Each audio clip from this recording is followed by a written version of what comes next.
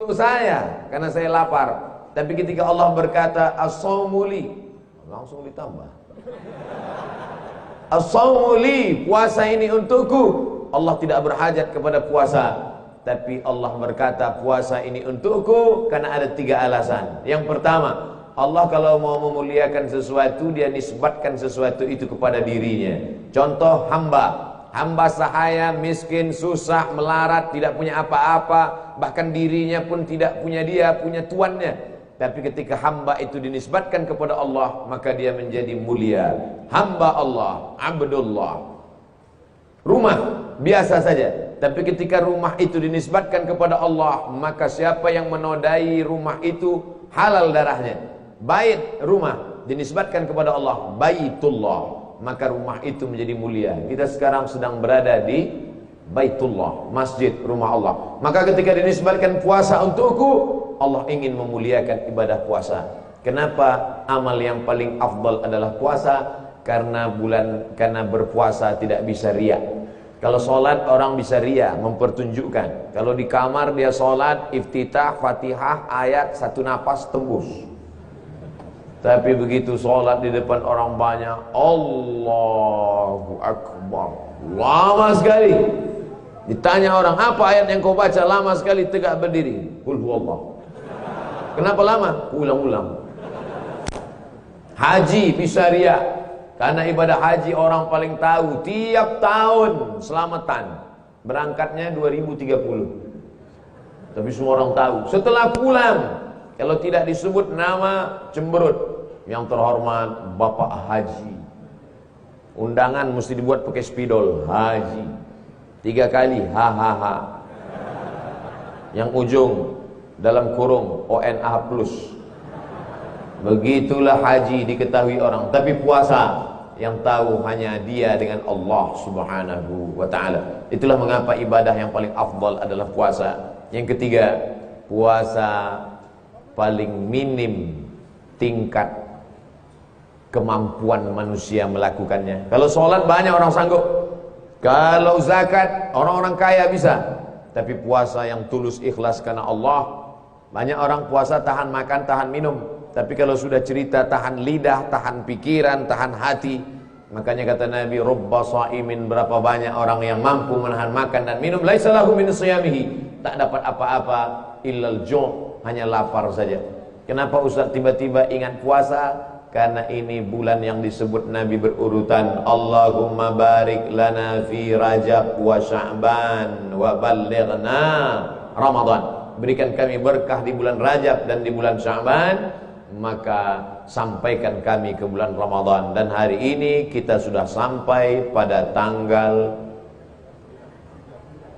Jumat 11, Kamis 10, Jumat 11, Kamis 10, Rabu 9. Berarti hari ini 9. Kok Ustaz ingatnya 11? 11 Rajab ibu saya meninggal. Saya tinggal. Saya ingat bulan Rajab, bulan mengagungkan, memuliakan Allah SWT. Yang sanggup melaksanakan banyak-banyak puasa di bulan Rajab, puasa. Saya nggak bisa puasa Pak Ustaz. Kenapa? Usus saya sudah hilang setengah. Jadi operasi, nggak bisa lagi puasa. Sebentar-bentar lapar, sebentar-bentar lapar, sebentar-bentar lapar. Harus makan terus. Nggak bisa kamu puasa, nggak bisa. Banyak-banyak sholat sunat. Sholat qabliyah subuh, sholat isyraq, sholat duha, sholat awabin, sholat qabliyah, sholat ba'diyah, sholat tahiyatul masjid, sholat sunat hajat, sholat sunat wudhu, sholat sunat tasbih.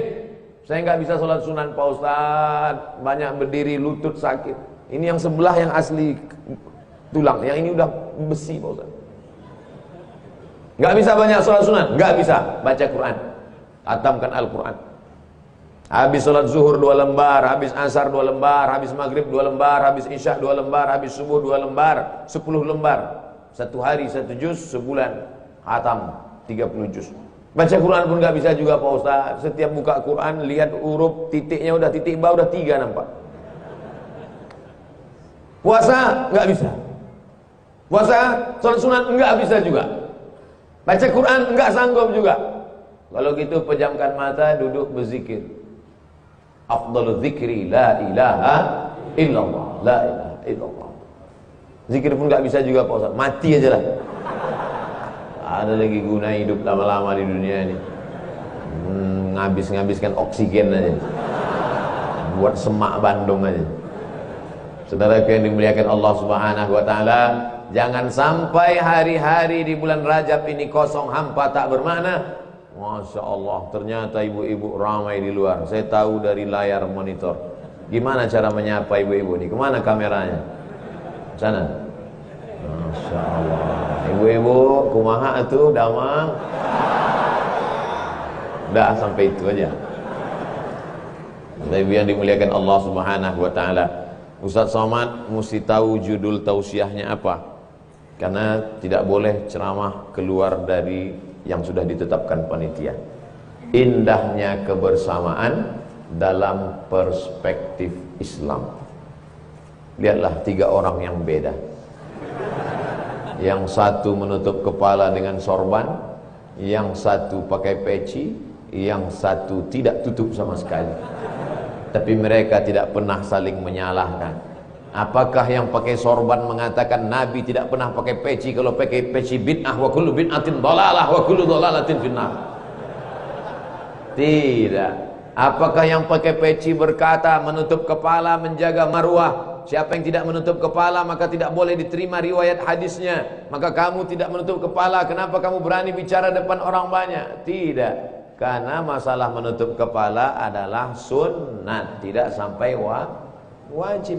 Yang satu pakai jas, pakai dasi, yang satu pakai jubah. Apakah yang pakai jubah berkata jubah inilah yang sunnah karena jubah dipakai Nabi SAW? Adapun dasi pakaian orang kafir, maka man tasabbaha biqaumin fahuwa minhum. Siapa yang pakai pakaian orang kafir masuk neraka jahanam? Tidak. Karena yang tidak boleh itu kalau terkait dengan ritual ibadah. Kalau tidak terkait dengan ibadah, wala ana abidum ma'abattum wala antum abiduna ma'abud lakum dinukum waliyadin. Tapi ketika tiba-tiba datang salah satu dari mereka pakai celana pendek, itu maka ditutup di bawah. Ini memang gambarnya begini. Jangan sampai nanti diplesetkan yang tidak kelihatan kakinya itu kan hantu.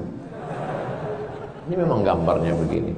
Masya Allah, tabarakallah. Bapak Ibu yang dimuliakan Allah SWT, Ustadz Muhammad Elfandi LCMA, Ustadz Bilal At-Taki, adik Ustadz Hanan At-Taki. Masya Allah, tabarakallah. Jauh lebih muda aslinya daripada gambarnya. Kami sudah lama tak jumpa, dulu sama-sama di Pekanbaru Riau. Hari ini dipertemukan kembali, bertemu di dunia, bersahabat di dunia, bertetangga di surga. Amin.